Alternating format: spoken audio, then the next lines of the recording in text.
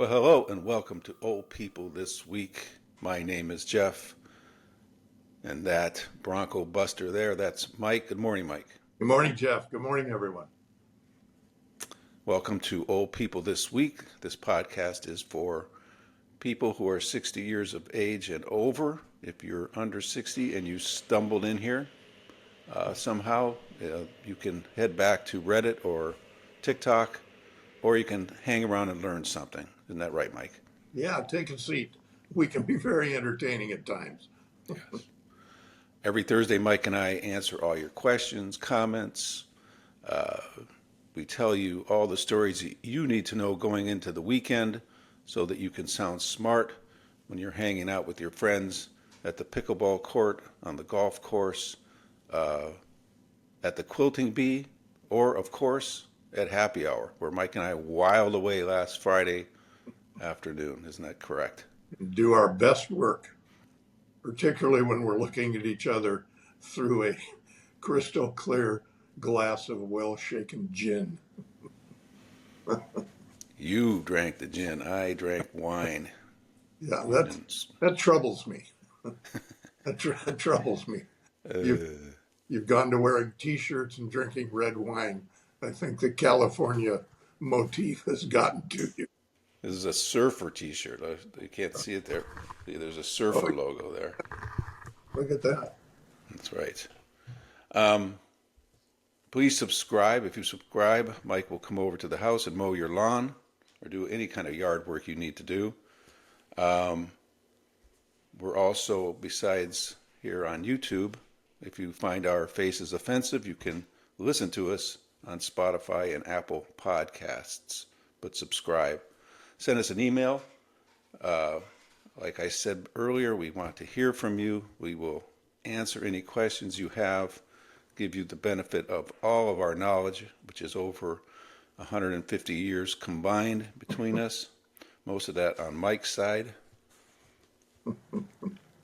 And check out our Substack at 52tasks.substack.com. Last week I talked about a trip back east I took. It was very emotionally fulfilling for me. And then this week I'm going to talk about a little bit about religion, which is also off-putting. As much as you love going to church. Yes. Yes. I used to go to church all the time. I'm not, haven't been in a while though. Well, that's when you were trying to suck up to Val and act like you were going to be a responsible husband. Yeah. Yeah. It's more. It means more. She went just this past weekend. She went to church. Yeah. And I stayed at home, of course, watching sports. Attaboy. First thing, of course, is wanted to follow up from last week to talk to you about Mike and I made our first television appearance as a part of the Old People This Week publicity tour we're doing. Highly successful, surrounded by stars. Yeah, surrounded by stars. Yeah, surrounded by stars, by the way, one of whom calls himself a professional baby.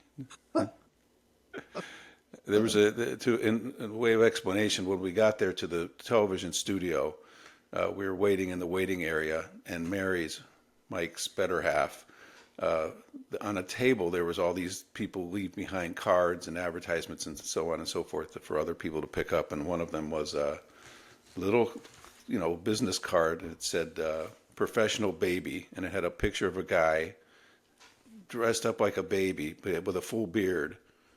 And he says, "If you have to ask, you can't afford me." Was the line on there as well.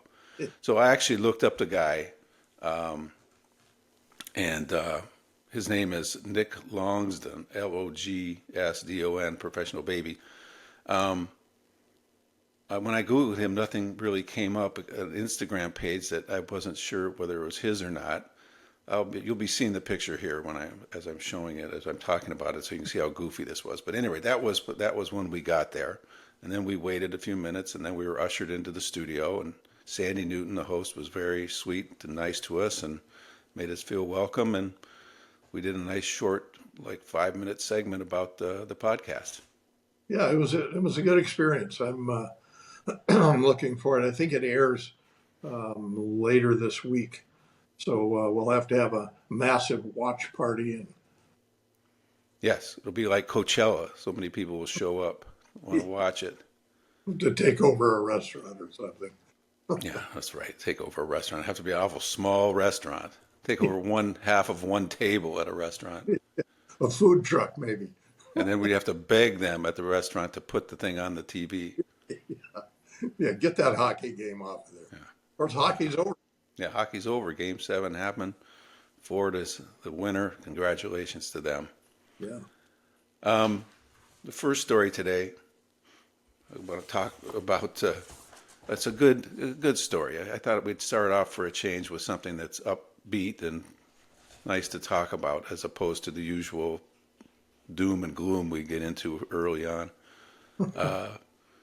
It's about a woman named Virginia Ginger Hislop, Hislop, and I think that her nickname is Ginger because at one point in her life she probably floundered around her red, thick hair. But the story is that Ginger, recently walked the stage at Stanford University to receive her master's degree. Why is that a story, you ask? Because she is 105 years old, Oh, and she completed the coursework in 1941, which, Mike, for your limited knowledge of math, that's 83 years ago. yeah. Well, I remember Ginger because I was her then, as you might know. No, I think this. Well, I love this story. Well, what I started to think about was if she's 105 years old, she was born in 1919. Well, most of America didn't have electricity, let alone the fact there was very few cars on the road, let alone there was no radio, of course, no TV. Yeah, There was air flight, if it existed at all, was kind of the Wright brothers era. And this person who was born in that then walked the Stanford stage 105 years later to get her degree that she graduated with in 1941. yeah. I think it's fabulous. And It's incredible. she was kind of a mover and shaker over her lifetime in education. Yeah, yeah, So where she lived. yeah, So so her, very nice outcome. yeah, she was moved up to the state of Washington, the Yakima, and she was active in the school boards there. She didn't get her degree in 41 because at that time she was about to graduate, and then of course there was a little thing called Pearl Harbor, and World War II started on December 7th, 1941, and her then boyfriend immediately enlisted. And so they, in order to cement their relationship before he went off to war, they went and got married. And she went to work after he was shipped out and never Yeah, got the degree. So they finally gave it to her. yeah. Very cool. Yeah, good for her. Our next story is about a dog rescue. These guys, Bob Gist, Brad Carlisle, and a fishing guide, take a boat out into Granada Lake in northern Mississippi last week. Yeah, The idea is we're going to go out, we're going to fish, we're going to drink a little beer, and that's the day. We'll yeah. just while away our time on the water and enjoy life. Well, they get out there a mile out from shore, and what does Bob and Brad espy? Well, for whatever reason, they're surrounded by 30 odd dogs swimming around in the middle of this lake. Nuts. That's crazy. More than 3 dozen dogs, all of them hounds. They were all wearing these fancy radio collars, are all in the middle of this lake, swimming madly around trying to stay above water. There's no explanation, no rhyme, no reason. So Bob and Brad do the sensible thing, and they, put down their beers and the fishing rods and start grabbing these dogs and put them in their boat. One of the dogs bit him. They You know, were little. that's what's funny about that is when you read the article, it says that so they start throwing these dogs in the boat. The one that bit Bob, I guess, they didn't let him into the boat because they couldn't control him. So they left him there. They took the first 27 that they were able to rescue then. They took 27 of them to shore, went back out and got the last 11. And he says in the article that that dog that bit him had lost all interest in biting anything because it was so tired from paddling around, and they were able to put him in the boat Yeah. and save him. Crazy. Yeah. Following a deer. Apparently they were on a fox hunt, and apparently they got distracted by a deer, and the deer jumped in the lake, and they jumped in the lake after the deer. Yeah. Except the deer didn't stay in the water. The deer took off out of the water. They stayed in the water, and they got, kind of screwed up. They didn't know where they were at. And the next thing they know, they're a mile out swimming around, waiting. Honestly, they could have been 35 dead Oh, dogs out there.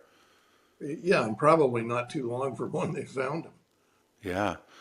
The owners were notified, and the owners said that, yeah, it was a fox hunt, and these dogs got lost or got crazy and ended up out there, but they didn't have a boat to go after them, and so they had around trying to scrounge up a boat during when all this was happening. I don't understand. First of all, who are these people in northern Mississippi that are doing fox hunts? This is not England. Well, it is the South, remember? Yeah, but I mean, I would expect they were out shooting at, I don't know what you shoot at in the South, snakes or whatever they shoot at, but I didn't get, not a fox hunt. That sounds too genteel for northern Mississippi. Yeah, it's hard to imagine. I'm guessing that perhaps it wasn't quite the red coat, black cap, off we go, chaps. No, Fox hunt. this is Probably, camo baseball hats. yeah, four guys in a pickup truck. Four guys in a pickup truck with Uzis Yeah, and 38 dogs running around chasing out foxes somewhere in northern Mississippi. At any yeah, rate, it was a good story though that they all got rescued, all these dogs are saved, and that was the good story for this week. yeah. I love that. Right. You sent me this story just yesterday. This ridiculous Gen Z story, and basically I'll just read it because it's so ridiculous. Like many members of Gen Z, Clarissa Persaud is not about to be spotted in a pair of too short socks. Ms. Perot, 22, who lives in Queens, almost exclusively wears crew socks that reach her calves. I've gotten so used to not seeing my ankles that it would be really jarring if I did, was her explanation. Oh boy, I'll bet she's fun on a date. But the gist of the story is that this Gen Z, who are all in their early 20s, are buying these socks that go up almost to their knee and wearing them as a Yeah, fashion statement, while millennials want to wear anklets.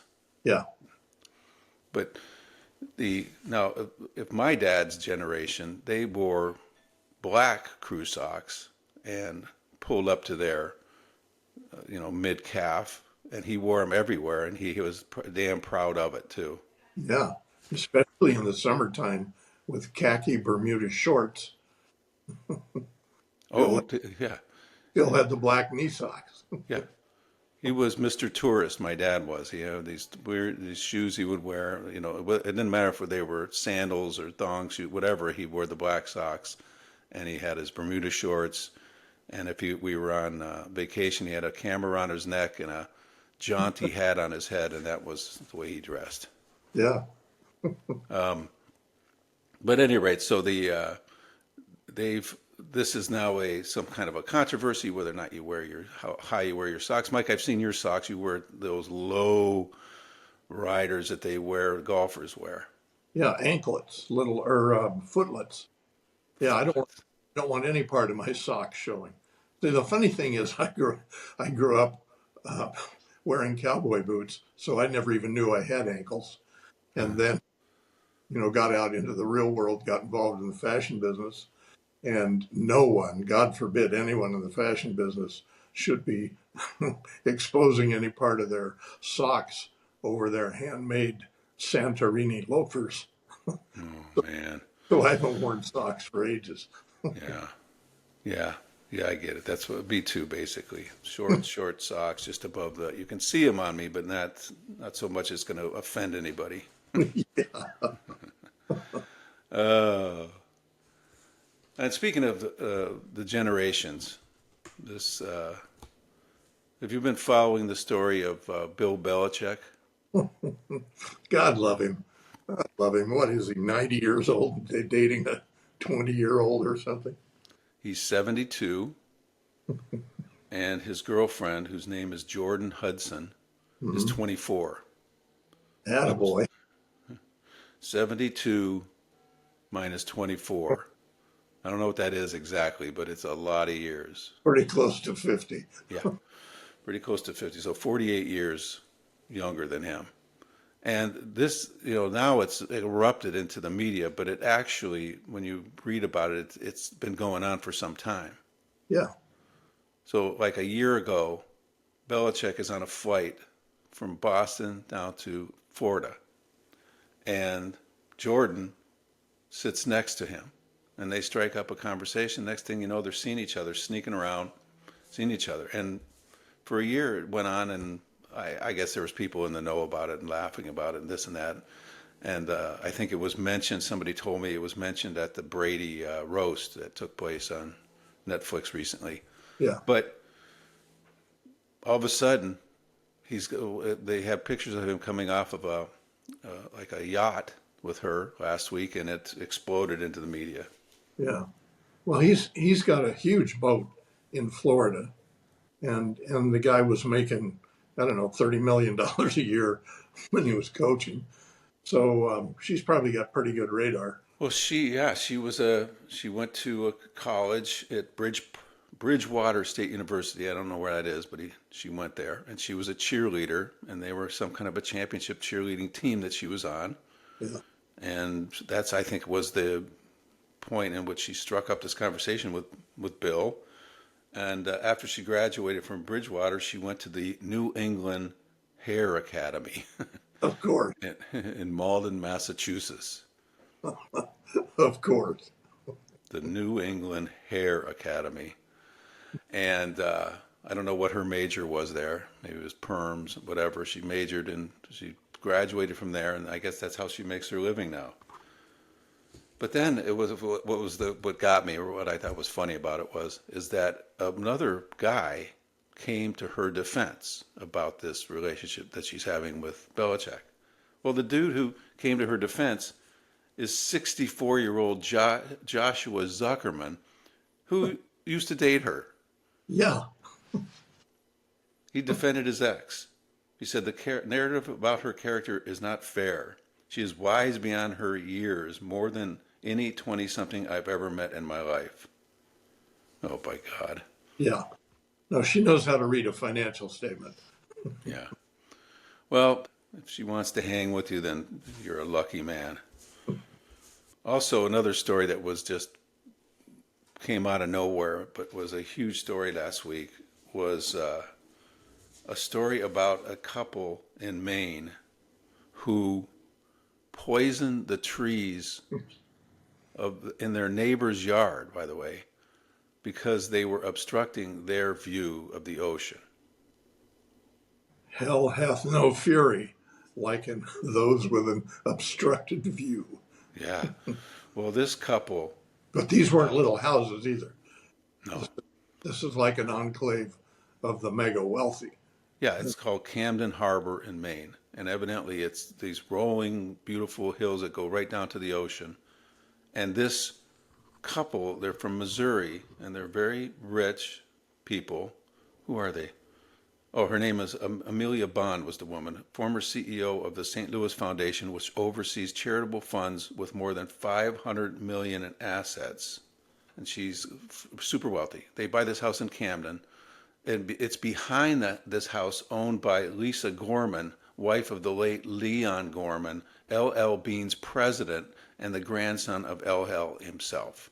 So Yeah. they've got the prime spot. They're right on the ocean. Behind them is Amelia Bond. Amelia Bond doesn't have the great view. So she goes back to Missouri, where she's from, buys a bunch of herbicides, brings it back to Maine, applies it to the oak trees in the waterfront property owned by the Gormans. And of course, the trees start to die. And then Amelia Bond, who did the poisoning, tells Gorman, whose trees got poisoned, that she goes, oh, your trees don't look good. How about if you remove them? I'll help pay for the removal of these trees. Well, Gorman didn't take her up on her offer. Instead, she started investigating, and she had the trees autopsied, I guess, and it showed that they had a bunch of herbicides in it. And the herbicide that you pointed out was the same one used in 2010 by an angry Alabama football fan to kill a bunch of trees, beloved trees, by the way, on the campus of Auburn University following a Crimson Tide loss to their arch rival. So this dude takes some herbicide, sneaks over to Auburn after Alabama loses, poisons these trees on campus, and then he goes to jail for that. My wife went to jail. She painted the Nittany Lion orange after the Syracuse matchup. She snuck onto the campus of Penn State and painted the Nittany Lion? Syracuse orange. And they caught her? Oh, yeah, they caught her. How'd they catch her? She leave her DNA all over that thing? Probably the orange paint all over her outfit. Nothing to do with they it. caught her in the act. They threw her in jail, huh? Yeah, big deal. Her and her buddies, and her dad was a heavyweight in New York politics at the time, so he got him sprung right away. But those passions run deep. Well, this guy whose name is Harvey Updike, the one who poisoned the trees on Auburn, this last part killed me. So as part of this sentence, after he served a little jail time, he was ordered to pay $796,000 restitution to the University to Auburn University. So to this day now, it's been 2010, so it's been 14 years. Yeah. He's paid $99. What is her? So the dude has no money anyways, and they told him you have to pay $796,000. He's come up with 100, and that was even a stretch. They had to go after him for that.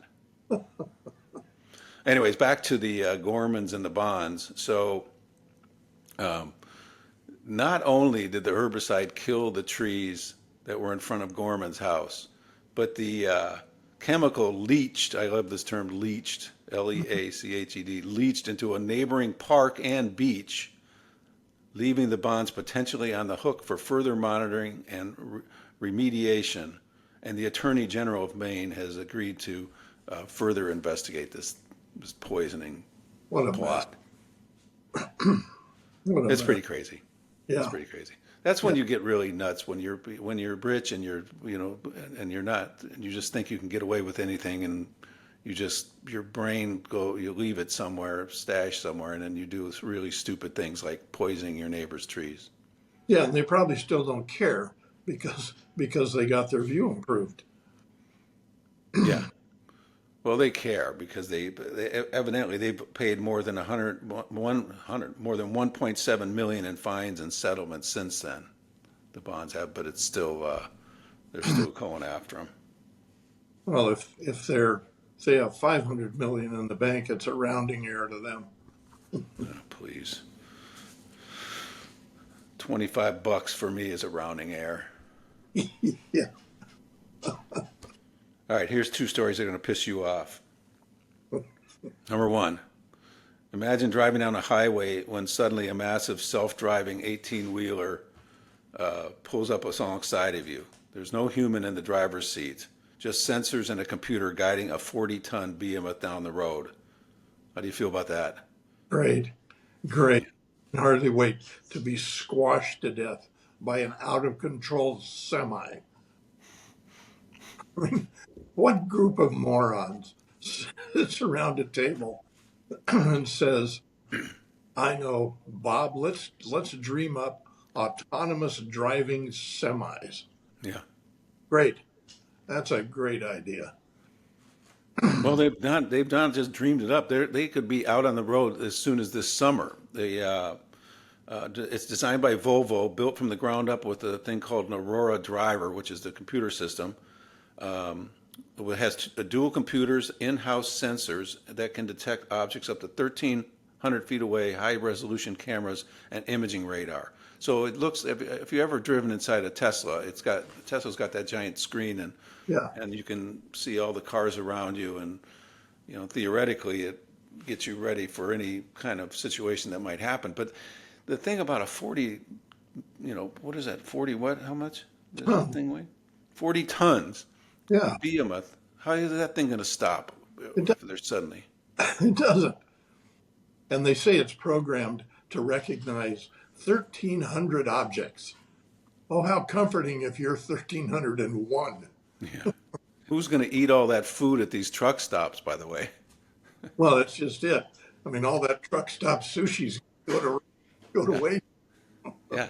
Yeah. I knew that would piss you off because you don't like Well, Teslas anyways. yeah, and I'm grumpy to start with, so that one, that one really, really gets me going.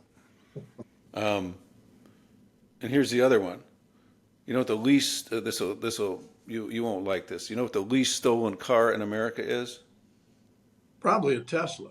It is a Tesla. Yeah, Your favorite car. yeah. Who would want one? And the most stolen car is called a Dodge Charger Hellcat. Now, see, that makes sense because that's an incredible car. Gets about 3 miles to the gallon, has a 900 horsepower. It's brutally fast. It's great looking. So I can understand people stealing that. And they're damned expensive too. There are probably 150 grand cars though, right? Oh yeah. No, it's depending upon the Hell, option, it's anywhere from 130 to 150. a Hellcat. Yeah.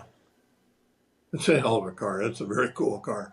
Problem with a Tesla, you steal a Tesla, the first time you go plug it in to charge it, they know exactly where you are. Oh my God, you're too paranoid. All right, another car story here, and this one is a cautionary for you because I know you like to work on your cars. No matter what, Mike, do not get under a car. Never. This guy, Geronimo Garcia Guerra, his first name is Geronimo, got crushed to death while trying to fix his family's car. Now, I'll give you the worst part of this in a minute, or the really sucky part of this in a minute. But he drove down the road. For some reason, he didn't do this in his yard. He was found in a parking lot in Phoenix, Arizona, where he pulled over for some reason and then decided to jack up the car and get under it and try to fix something. Well, of course, the jack tips over or something. He's lying under there crushed.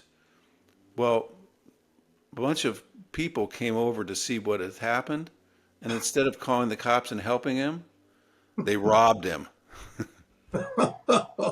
Wonderful. His family claimed that by the time the police arrived, thieves had stolen everything from Geronimo's pockets. Plus, the car he was working on had been looted, and the one he arrived in, so there's already two cars in this thing, was stolen. So car number one Breaks down. breaks down. He gets another car to go back there, gets under the car, it smashes him. People show up and they loot the car, take shit out of his pockets, steal it, and then steal the car he came in. I'm His guessing, son, huh? I'm guessing this was not a prime neighborhood in the wonderful city of Phoenix. Oh my God. How unfeeling are you as a human being that this guy's under there crushed and probably thrashing around underneath there, help me, and then you reach into his pockets and take the Yeah. wallet and whatnot, and take the keys to the other car out of it, by the way. How many cops must have driven by in those few hours Yeah. and not noticed feet sticking out from under a car. And the worst thing about it is that Geronimo almost seemed to expect it because his son told a publication called Arizona Family. This is a quote. He, meaning Geronimo, always believed nobody out there is going to help you in this situation. And he was right. So Geronimo didn't, probably thought, this is what happens when you get crushed under a car. Nobody's going to help me. And nobody did. That's horrible. Speaking of horrible, this next story is funny, horrible, and kind of sad and pathetic. Took place in Vermont. Two politicians, doesn't matter what party they are. Well, there's no, the two parties, there's one Democrat, one Republican, but it doesn't matter who was the bad person in this one. This one politician every day comes to work with like a bag, like a cottony, tote bag, hangs it up on a hook, and then goes in and does his legislative duties. And every day he comes back out to get his bag, and somebody has dumped water into it. And this goes on for weeks, and he's getting more pissed off and more pissed off. His lunch is ruined, whatever, his gym clothes or whatever he put in there is ruined. Somebody every day throws water into it. So he finally had enough of it, and he bought a $23 little cheapy camera that he could Bluetooth to his phone. He hides the camera in a little behind a scarf right across the corridor from where he hung his bag. And guess what? It's one of his colleagues in the state senate. Every day was dumping water in there. And we wonder why we're in trouble as a country. Man's inhumanity to man. Yeah, he finally got his revenge though because he reported this politician to their boss, who was like the Speaker of the House and of the state, and they reprimanded the person for dumping this water in there. Yeah, she got censured or something. Yeah, but there's really no explanation why, by the way. She never said why she was dumping the water, other than the fact she just didn't like the dude. Yeah, what an odd way, an odd way to show it. We love to talk about how lazy the other generations are because they are the millennials make fun of us, boomers, all the time. But as we know, Mike, they are lazier than us by far. Economic instability and rising costs have led many young people to rethink their career paths. Some have become NEETs by choice. And NEETs, N-E-E-T-S, is an acronym that stands for people who are not in employment, education, or training. That means they're living in your basement, eating your food, driving your car. That's what it says. They would rather wait things out and be idle until they find the right job. Uh-oh. Oh,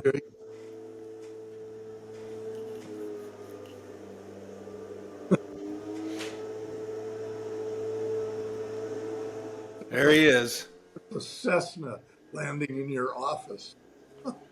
I'm telling you, the blowers is like, it's like he's got this giant machine strapped on his back, and the blower part of it is like 4 foot long, and with the end of it is about 6 inches in diameter, and he can barely control it as he's blowing things around.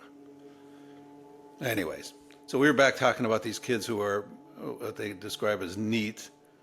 They're not into being employed. They're not into going to get educated anymore or any kind of training. They're just going to hang out at the house until the parents kick them out and say, go do something. Yeah. So for the last story this week, I have to tell you a story about my life, but it came back around again. Anyways, 50 years ago, June 1974, between my junior and senior year, I'm home hanging out. My mother doesn't like having me around. I was probably evincing much of the same attitude as these kids that we just talked about, the NEET, who I didn't want any more education. I certainly didn't want to work, and I was just hanging out. And my friend says, let's go to Cleveland and see the Indians play. All right, fine. Cool. It's 10-cent beer night. Wonderful. 10-cent beer night in Cleveland, Ohio, at the gigantic Cleveland Stadium. So we, along with about 30,000 other people, make our way up there that night. They have these beer, like gigantic trucks in the back with sides that opened up, and they're giving out beer for 10 cents. And there was no limit as to how many you could get. Oh my God. So by and we're playing the Texas Rangers, who we were already pissed off about because we'd played them about a week or two earlier down in Texas, and they'd slaughtered us, and there had been a fight on the field, and the coach was this maniac. What was his name? Billy Martin, who later coached the Yankees. He was crazy, and they were mocking Cleveland. And so when they came, they show up, and it's 10-cent beer night. Well, by the middle of the second inning, there's naked Clevelanders running around in the outfield. And they started to try to snatch the hats off the baseball players from the Rangers. And then they're winging stuff out of the stands at the Ranger players. This one guy, Mike Hargrove, who later, ironically, became the manager of the Cleveland Indians. They called Mike Hargrove, by the way, the human, what they call him, the human rain delay, because every time he would step to bat, he would go through this routine that would take about 5 minutes till the pitchers and everybody in the field would be like, "Oh, come on, Mike." He would go through this, he'd tap both shoes with his bat, and he'd put it. Anyways, Mike Hargrove was out in the outfield, and people were throwing beers at him and throwing all kind of food and stuff at him. And then it just got worse and worse as the innings went on until finally it was an out and out, just, it was just pandemonium, people running all over the field.